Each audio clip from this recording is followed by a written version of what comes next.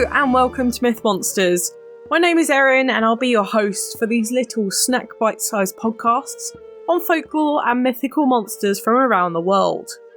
These podcasts focus on the actual cryptids, folklore and mythic monsters from global mythology, rather than focusing on the full stories of heroes and their big adventures. I'll also be dropping in some references that they have to recent culture, and where you can see these represented in modern day content, so that you can learn more and get as obsessed as I am about these absolute legends of the mythological world. I'm fully back down south from Manchester and embracing the southern English heat, although it has managed to drop to a massively low temperature this week for summer, which is just lovely. I also went and saw the new Deadpool movie last weekend and highly recommend it, even if you are massively into superhero movies like me. Anyway, whilst we can kind of link Marvel to the Norse mythology, let's move swiftly on over to the actual Thor, rather than Chris Hemsworth himself. This week, we are looking at a fierce enemy of Thor's, Garm, the Guardian of Hell. Garm is traditionally described as a monstrous male hellhound or wild dog, with blood-stained black fur, jaws of sharp, jagged teeth, and around the same size as a small house. He is very basic in regards to his appearance, as he is just a hellhound. However, sometimes he's depicted as having multiple heads, as well as multiple eyes, or even a flaming body and footsteps. But the basics really are what is most commonly associated with him.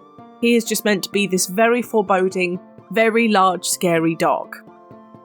He stands watch at the gates of hell to make sure that no one unauthorised gets in, and no one who's meant to be a denizen of the hells gets out. He's known to eat souls of the dead if they try, and the meat and souls of the living who attempt to reclaim the dead ones. Speaking of the hells, let's chat about where Garm is from. He resides in Hell, which is the Norse version of Hell, double L. This is, of course, not the only afterlife, with the epic Valhalla being the most famous, filled with banquet halls and fighting. There was also Folkvanger, which was a much more peaceful, field living, good afterlife. And you were chosen by either Odin, king of the gods, for warrior heaven Valhalla, or Freya, goddess of love and beauty, for the calm Folkvanger. However, if you were not so nice, you would be sent to hell. Realistically as well, the Norse didn't really believe in good versus evil. It was more honourable versus dishonourable.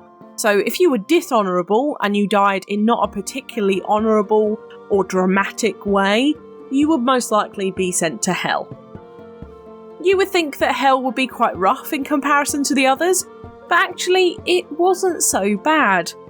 Fields of summer-like weather with large banquets and gold, but with heavy gates that separated the living and the dead running halfway through it. Hell was situated in the realm of Niflheim, one of the 9 Norse realms, and it was generally known to be a cold, desolate place. However, it was unusually full of mist from the neighbouring Muspelheim, which is the realm of fire, and where it clashed with the cold, it created a misty atmosphere, but also gave the plants and life just an opportunity to bloom, creating this little slice of heaven for the not so dishonourable deceased. It wasn't all alright though. If you were an oathbreaker, murderer or adulterer, you were sent to Nastrond, which was a very literal hell within hell. A hall made of the spines of snakes and a place of darkness and horror. There aren't actually many reports of what this looked like, this is mostly all we know, but it sounds pretty dreadful. This realm was ruled over by Hel, the goddess of death and of course the namesake of the place, and Garm is her guardian pet dog. And you generally only meet them if you didn't die that notable or heroic death, one of the great shames of Norse paganism. Garm lives within a cave near the entrance of Hell, called Nipperhelle, where he took up his guard duties for his loyal owner. Garm, though, was mostly just massive in regards to his powers. He was just a massive dog with an immense hunger for anything that crossed him, and he howled immensely loud. He was able to eat people in one bite, as well as being able to hold his own against gods too, making him one of the most important figures alongside Hel in the downfall of the Norse pantheon, Ragnarok, but we'll get onto that a bit later. He is almost considered a god himself, as he is so powerful and large and foreboding, but he's never actually officially mentioned amongst the roster, although the gods are quite scared of him and he is actively chained to stop him going on any rampages outside of Hel itself. He could be killed only by gods, however, we don't actually know specifically what kills him. We do know though that it's a godly intervention of some kind with weaponry. We also don't know how he came to be. Most monsters in Norse myths come from the marriage of the trickster god Loki and his wife Angrboda, including Hel herself, Jormungandr the world serpent, and Fenrir the great wolf. Garm just seems to come into being. He may have even lived in Hel before Hel did, but we're not entirely sure. What we do know though is that there is only one guardian dog of Hel in this mythos, and he is not out there having puppies either. So let's hop on over to etymology. For etymology this week, it's actually really contested within the mythology community as to where the word Garm comes from. Some think it comes from the Indo-European languages for to growl. Some think it's from the Old Norse, coming from the word Jarmr, meaning to yowl or to yelp. I think the latter is much more feasible, as well as pretty cool and fitting, so I think I'll run with that. We'll consider it to howl or to yelp, with the Old Norse backing us up. For his history, as always with Norse mythology, our holy book for myths is the poetic and prose Edda, some of the oldest texts known to man, which describe all of the Norse myths we know of today and realistically are our holy book in terms of Norse mythology. These were believed to be written back in at least the 8th century in around 900 AD, when Norse paganism across Scandinavia and in a lot of other European countries was rife. The Poetic Edda is a collection of poems, and Garm is mentioned multiple times across 3 poems which I have extracts from. And the first one goes like this. The best of trees must Yggdrasil be, Skidbladnir the best of boats. Of all the gods is Odin the greatest, and Sleipnir the best of steeds, Bifrost of bridges, Ragni of skalds, Habrok of hawks, and Garm of hounds. This poem actually shows the respect the Norse had for Garm, naming him as the best of hounds, and realistically, the best of boys. He was the epitome of a great guard dog, even though no one wanted to meet or pet him. He is also mentioned in a trip that Odin takes down to Hel, where he meets Garm on the way. Then Odin rose, the enchanter old, and the saddle he laid on Sleipnir's back. Thence rode he down to Niflhel deep, and the hound he met that came from Hel. Bloody he was on his breast before, at the father of magic he howled from afar. Forward rode Odin, the earth resounded, till the house so high of Hel he reached. And lastly, we have a poem about his role in Ragnarok. Now Garm howls loud before Niflhel, the fetters will burst, and the wolf run free. Much do I know, and more can see, of the fate of the gods, the mighty in fight. This is where also the prose Edda comes in, which is a collection of stories instead of poems from the same time, and that gives him more of a prophetic story about his role in Ragnarok. Then shall the dog Garm be loosed, which is bound before the Niflhel. He shall do battle with Tyr, and each become the other's slayer. So it's probably time that I tell you what happens at Ragnarok with Garm. Ragnarok, as I said earlier, if you didn't know, is the downfall of the Norse pantheon, and also the end of the world as we know it within Norse mythology. From that last extract from the Edda, you can probably guess what his role is, but to be clear, It's to get free and kill Tyr, the god of justice, but Tyr will then kill him in turn. Tyr is quite special in this story because he is slightly more afraid but very vengeful around godly, vicious creatures, after Loki tricked him to have his hand bitten off by his wolf son Fenrir. So Garm and Tyr going up against each other is kind of the sequel everyone wants, but they do end up tearing each other to pieces, and Ragnarok continues without them.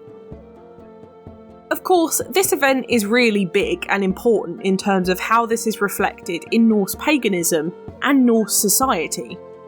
Garm is a representation of chaos and death, going up against Tyr, the embodiment of justice and good, but they end up cancelling each other out. Garm also represents the natural order, especially being a creature of the underworld, as well as the sanctity of life, death, and the afterlife. And the afterlife was really important to the Norse people. They sanctified the idea of living an honourable life so that they got a good afterlife, living in, most ideally, Valhalla, where they would drink and fight until the end of their days, or realistically, until Ragnarok happened. Also though, just in case you were worried about the after effects of the end of the world in Norse mythology with Ragnarok, the world is reborn. You are very welcome. One question that is always at the top of everyone's mind with Garm is how similar he is to Fenrir, and realistically, are they the same creature? The answer is they are very similar, but certainly not the same beast. Fenrir is a wolf, but he's also a god who is bound by the other gods and has an immense hatred for them. Whilst Garm is the loyal guardian of hell, and he's a hellhound, so it kind of puts it to bed. Of course, we do have another important mythical comparison from across Europe with the Greek hellhound Cerberus. Cerberus was the hound of Hades, or hell, in the Greek underworld, although he was slightly different as he had 3 heads instead of 1. The beasts are both the guardians of their respective hells and fiercely protective of their realm and their masters, with voracious appetites for those who stepped into or out of them without explicit reason or permission. The biggest difference really is that Cerberus is pretty safe around other gods, as there's no real beef between the gods in the Greek pantheon that isn't quickly squashed. Hades, god of the dead, isn't the James Wood-esque villain from Disney's Hercules, and they all get on okay when they're not stealing each other's wives and daughters. So Cerberus is quite free to roam around, he just chooses not to. Whereas with Garm, don't get me wrong, I don't think he'll be running around eating gods. However, he is chained there for a reason. He is a very deadly weapon, and I think would probably like to get out of hell if he had the option to. But now, moving on to modern media, there are a few bits with Garm in, however, not really enough to fill this out. So I've popped in some Cerberus stuff in here too, for the whole Hell Guardian vibe, and some hellhound vibes in here too. For art, there's only really one portrait of Garm, which is called Hell, from 1889 by Johannes Goetz. Otherwise, I'd recommend looking at some of the independent art for this monster, but also video game versions of him are really cool. I really recommend having a look at the God of War art for him. It is very, very cool. In movies, we have All Dogs Go to Heaven, Hercules, Scoob, Where the Dead Go to Die, The Lost Boys, Scooby-Doo, Wishmaster, The Never-Ending Story, Jonah Hex, Hellboy, Chronicles of Riddick, The Bye-Bye Man, Ghostbusters, Dark Angel The Ascent, Predators, Never Cry Werewolf, Black Dog, and An American Haunting. For TV, we have Abyssal Infinitum, Tokyo After School Summoners, Mystery Science Theatre 3000, Two Stupid Dogs, The Grim Adventures of Billy and Mandy, My Little Pony Friendship is Magic, The Owl House, Phineas and Ferb, League of Super Evil, Fangbone, Mr. Pickles, Has-Been Hotel, Hell of a Boss, Team Wolf, What We Do in the Shadows, Rescue Me, Kolchak, The Night Stalker, Reaper, Buffy the Vampire Slayer, Ultraman Nexus, Supernatural, Chrono Crusade, Black Butler, Digimon, One Piece, Naruto, Hellsing, and Berserk. In video games, we have ones such as Hellblade: Senua's Sacrifice, Typo Man, Memento Mori, God of War, Boktai, Call of Duty, World of Warcraft, Final Fantasy, Apocalypse, Total War Warhammer, Smite, RuneScape, Quest 64, Penumbra, The Witcher 3 Wild Hunt, Devil May Cry, Assassin's Creed Valhalla, Nightmare Creatures, Monster Hunter, Dungeon Keeper, Shadowgate, League of Legends, Deadly Premonition, Kingdom Hearts 2, Heroes of Might and Magic, Odin Sphere, Fire Emblem: The Sacred Stones, Pokemon, The Elder Scrolls, Dragon's Crown, Shadow Hearts, Doom Eternal, Fallout 4, Secret of Mana, Bounty of One, Poly Poly Speed Daisakusen, and Age of Wonders. My book recommendation this week is for Tales of Norse Mythology by Helen A. Garmr, for some fabulous Norse myths in a wide variety, and Norse Mythology by Neil Gaiman, because this book is just a great coverage of the Norse mythos world. But now it's time for Do I Think They Existed? Well, it's a tricky one because Garm does live exclusively in the Norse underworld, and I can't say I've been. However, being a pagan myself and believing in Hades as a Hellenic pagan, I can totally believe that in a mirroring mythology such as the Norse, Garm makes sense to have been around like Cerberus is. I do think it's nice that Hel has a bestie in her banishment, and that he's so loyal to her, so much so to go against, realistically, her uncle and be destined to die in the fight. I'm aware that I've not mentioned that Hel is banished to live in hell, by the way. I said at the beginning that this isn't a gods podcast, and honestly, you probably could have guessed that she doesn't want to be there. Probably. I really like the myth around hellhounds in all mythologies, especially these guardian dogs that stand their ground for their respective realms, realistically protecting the dead from the desecration of the living. I also love how the Norse people respected Garm as a good boy, and a very good guard dog for this reason, and kind of take him out of the big bad monster category that his uncles live in. By the way, if you're interested in more Norse monsters like Jormungandr, Draugr, Sleipnir or Fenrir, I've covered the former two in episodes semi-recently, and Sleipnir and Fenrir are on my list of yet to be covered, but are probably some of my favourite gods/monsters from this mythos, so keep listening for those future episodes for more on them. But what do you think? Did Garm protect the Norse hells and look after Hel in her banishment? Let me know on Twitter, I would love to know what you think about this one. I love a dog underworld guardian, you know. Whilst Garm isn't my favourite of the few, he is definitely a really cool monster to study for a week, and I will definitely look at him with a newfound respect before I punt him into the abyss in World of Warcraft raids now. Next week though, we're heading over to Poland and Lithuania for the first time in ages to look at a European curse and look at the horrible plague maiden known as Marowa Zivika. So come prepared with your plague masks and all of your weird remedies from the Middle Ages next Thursday for this horrible monster in history. For now though, thank you so much for listening. It's been an absolute pleasure. If you enjoyed this podcast, please give it a rating on the service you are listening on. I've got the Twitter for any questions or suggestions on what monsters to cover next, and I'd really love to hear from you. The social media handles for TikTok, YouTube, Threads and Instagram are Myth Monsters Podcast, and the Twitter is Myth Monsters Pod. But all of our content can be found at mythmonsters.co.uk, including some very cool merchandise, and you can find us on Good Pods, Buy Me a Coffee and Patreon if you want to help me fund the podcast too. Come join the fun though, share this with your pals, they might love me as much as you do. But for now, stay spooky, and I'll see you later, babes.